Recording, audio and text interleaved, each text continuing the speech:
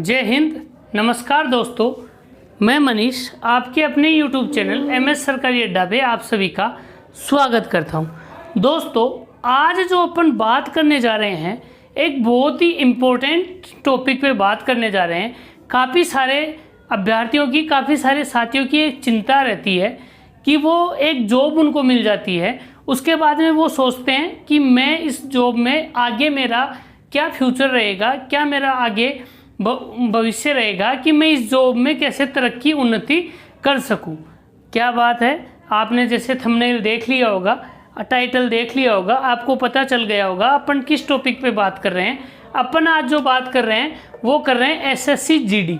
अभी SSC के द्वारा GD कांस्टेबल के, जनरल ड्यूटी कांस्टेबल के जो हैं रिक्वायरमेंट आई थी और उसमें कांस्टेबल का चयन किया था सभी के लिए। CRPF हुई, SSB हुई, BSF हुई, ITBP हुई, इन सब CISF वगैरह, इन सब के लिए कांस्टेबलों का एक चयन हुआ था। अभी कुछ समय पहले फाइनल मेरिट उसकी आई है और अब उनकी ज्वाइनिंग की प्रोसेस स्टार्ट हो गई है दोस्तों। तो अपन आज उसी विषय पे बात करेंगे। SSC GD कांस्टेबल में जो अभ्यर्थी चयन हुआ है, जिन अभ्यर्थियों का चयन हुआ है, चयनित हुए हैं जो अभ्यर्थी, उनमें से अगर आपको BSF मिली है तो भर्ती होने के बाद आगे बढ़ने के अवसर क्या है, आपको समझ में आ गया होगा दोस्तों। अपन आज किस विषय पे बात करेंगे। SSC GD के द्वारा जो रिक्वायरमेंट आई थी उसमें अभी फाइनल मेरिट आई है और जिन अभ्यर्थियों को BSF मिली है, यानी BSF फोर्स मिली है, उनको BSF में आगे बढ़ने के क्या क्या अवसर हैं। उससे पहले दोस्तों, अगर चैनल से नए जुड़े हैं तो चैनल को सब्सक्राइब कर लें, इस वीडियो को लाइक करें और अपने दोस्तों में शेयर अवश्य। अब अपन बात करेंगे दोस्तों इसके बारे में सारी। अब उसमें आगे बढ़ने का जो अवसर है दोस्तों वो कैसे है, वो विभागीय अवसर है, डिपार्टमेंटल उसमें एग्जाम होती है। अब उसकी सारी जानकारी अपन लेंगे, एक बार देखो सामने सभी, और इस वीडियो को अंत तक अवश्य देखना। आपकी जितनी भी जो अंदर जो बातें चल रही हैं वो सारी कंप्लीट होंगी, इस वीडियो को अंत तक अवश्य देखना।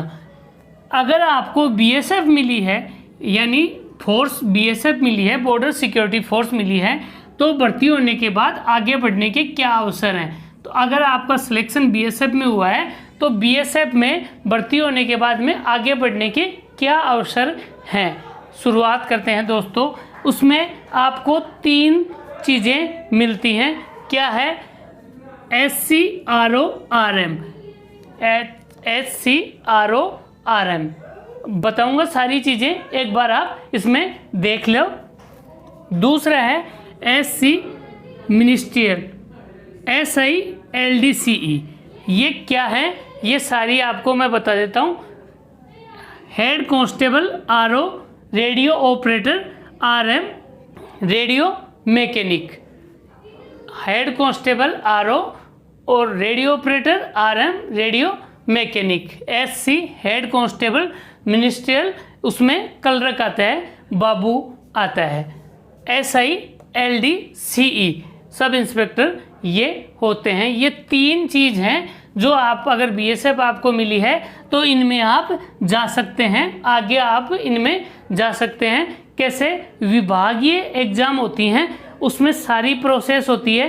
क्या क्या प्रोसेस होती है वो भी मैं वीडियो के अंत में आपको बताऊंगा। सारी वही प्रोसेस होती हैं जो आप BSF में यहाँ पे एक जनरल ड्यूटी के लिए कांस्टेबल में भर्ती हुए थे, वही सारी प्रोसेस इनमें होती हैं। अब अपन इनमें क्या योग्यताएं मांगते हैं वो भी अपन देखेंगे। तो SCRO-RM में head constable, radio operator, radio mechanic में क्या योग्यताएं हैं वो अपन देखते हैं। 12th पास, 12वीं पास होना चाहिए साइंस मैथ से। ये इसमें कंपलसरी है, अनिवार्य है कि वह बंदा, वह अभ्यर्थी 12वीं पास होना चाहिए और वह भी किससे होना चाहिए? साइंस मैथ सब्जेक्ट से होना चाहिए। 4 ईयर सर्विस, 4 साल की उसकी BSF में सर्विस कंप्लीट हो चुकी होनी चाहिए, यानी कि वो BSF में GD के पद पर 4 साल उसको कंप्लीट जो है वो सेवा उसकी हो गई हो, तो उसके बाद में वो डिपार्टमेंटल यानी विभागीय जो भर्ती आती है उसमें वो SC RORM की पद पे भर्ती देख सकता है दोस्तों। दूसरा है SC मिनिस्ट्रियल यानी क्लर्क के लिए है, उसमें भी आपको ये देखो यहाँ से है इसका 12वीं पास एनी सब्जेक्ट, यानी कि वह अभ्यर्थी वह BSF GD का सिपाही अगर SC मिनिस्ट्रियल क्लर्क के लिए देखना चाहता है उसके लिए भी यही है, 12वीं पास होना चाहिए कोई भी सब्जेक्ट से। जैसे SC RORM में वो साइंस मैथ से पास आउट चाहिए था, इसमें कोई बाध्यता नहीं है, वो किसी भी सब्जेक्ट से 12वीं पास होगा चलेगा। उसके बाद में 4 ईयर्स सर्विस, उसकी 4 साल की सर्विस होनी चाहिए। ये देखो दोस्तों 4 ईयर्स सर्विस, उसकी 4 साल की BSF में सर्विस होनी चाहिए। टाइपिंग टेस्ट, ये जो है हेड कांस्टेबल मिनिस्ट्रियल, इसमें क्या होता है टाइपिंग टेस्ट अनिवार्य होता है। टाइपिंग टेस्ट उसका होगा, उसमें इंग्लिश के लिए 35 वर्ड पर मिनट और हिंदी के लिए 30 वर्ड पर मिनट, किसी भी एक में कैंडिडेट की चॉइस पे, जो कैंडिडेट है, जो बंदा है, जो अभ्यर्थी है उसकी चॉइस पे, इन दोनों में किसी भी एक पे जो है यह उसकी टाइपिंग टेस्ट होगा दोस्तों। तो अपन ने अभी तक 2 चीज़ें देख ली, SC RORM, SC ministerial clerk की, ये चीज़ें अपन ने देख ली। अब थर्ड जो है वो है SI LD CE, इसके लिए अपन अब देखते हैं। इसमें दोस्तों ग्रेजुएशन होनी चाहिए किसी भी सब्जेक्ट से। क्या होनी चाहिए? ग्रेजुएशन होनी चाहिए किसी भी सब्जेक्ट से। इसके अलावा 4 साल का उसका सर्विस का होना चाहिए कि BSF में उसको 4 साल सर्विस कंप्लीट हो गई हो। किसके लिए? SI LD CE के लिए।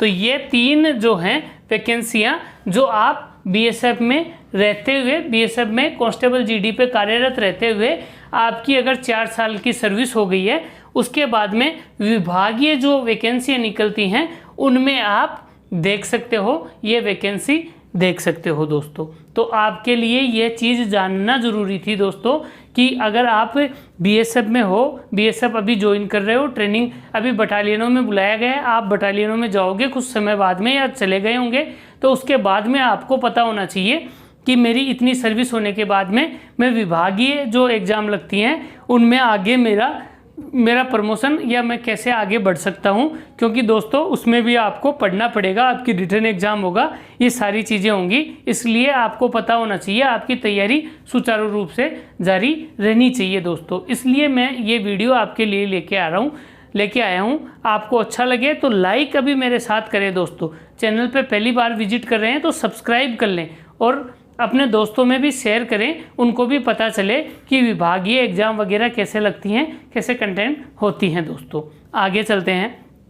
अब देखना दोस्तों उपयोगी जो बात है नोट, ये नोट जो है ये आपके लिए सबसे महत्वपूर्ण है। मैंने बताया था आपको कि इसमें और भी चीज़ें महत्वपूर्ण हैं।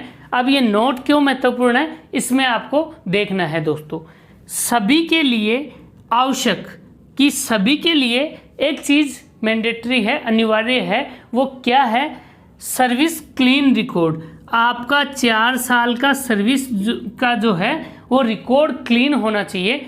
4 साल का सर्विस क्लीन रिकॉर्ड होना चाहिए, सर्विस साफ सुथरी होनी चाहिए, कोई पनिशमेंट वगैरह कोई कुछ आपको नहीं मिला हुआ होना चाहिए। इसी से ही आप विभागीय परीक्षाएं देख सकेंगे, डिपार्टमेंटल एग्ज़ाम दे सकेंगे। आपकी सर्विस क्लीन एंड क्लियर होनी चाहिए। जो 4 साल की आपकी सर्विस है वो क्लीन एंड क्लियर होनी चाहिए दोस्तों। सेकंड, सभी के लिए अगर आप विभागीय एग्ज़ाम दे रहे हो तो ऐसा नहीं है आपने फॉर्म भरा, आपका मेडिकल हुआ और डायरेक्ट आपका हो गया, ये प्रमोशन वाला काम नहीं है। इसमें आपको वही सारी प्रोसेस से गुजरना पड़ेगा। सबसे पहले आपका रिटन एग्ज़ाम होगी, उसके बाद में आपके फिजिकल होंगे, उसके बाद में आपका मेडिकल होगा और अंत में मेरिट लिस्ट आएगी। अगर इन चारों प्रोसेस से आप गुजर गए, अंत में फाइनल मेरिट में आपका नाम आता है, तभी आपने इन 3 में जिसकी भी वैकेंसी के लिए आपने फॉर्म अप्लाई किया था आप उसमें सेलेक्ट हो जाओगे। कांस्टेबल GD से आप वहाँ पे चले जाओगे, चाहे हेड कांस्टेबल RO हो, चाहे हेड कांस्टेबल मिनिस्टर हो, चाहे SI LD CE हो। दोस्तों यह चीज़ आपको जानना ज़रूरी है। और तीसरा सबसे मेन, प्रत्येक वर्ष डिपार्टमेंटल वैकेंसियाँ आती हैं, प्रत्येक वर्ष डिपार्टमेंटल वैकेंसियाँ आती हैं दोस्तों। यह जानकारी एकदम ऑथेंटिक है, एकदम सही है। इसमें जो आपके जो कार्यरत हैं कर्मचारी बीएसएफ में, उन्हीं से जानकारी जुटा के ये सारी चीज़ें आपके लिए हमने प्रोवाइड करवाई है कि आप सभी अभी नए नए आप बीएसएफ में भर्ती हो रहे हैं, बीएसएफ ज्वाइन की है, आपकी अभी ट्रेनिंग होगी, तो आपको पता होना चाहिए कि आपके साथ आगे आप इन फ्यूचर में आपको किन किन स्कोप में आप जा सकते हो, क्या क्या चीज़ें आपको मिल सकती हैं दोस्तों। तो दोस्तों अगर वीडियो अच्छा लगे तो लाइक करें, अपने दोस्तों में शेयर करें, और प्लीज़ आपसे रिक्वेस्ट है ऐसी जानकारी हम आपके लिए लाते रहेंगे। चैनल को आप सब्सक्राइब अवश्य करें। जय हिंद दोस्तों, मिलते हैं नए वीडियो के साथ में।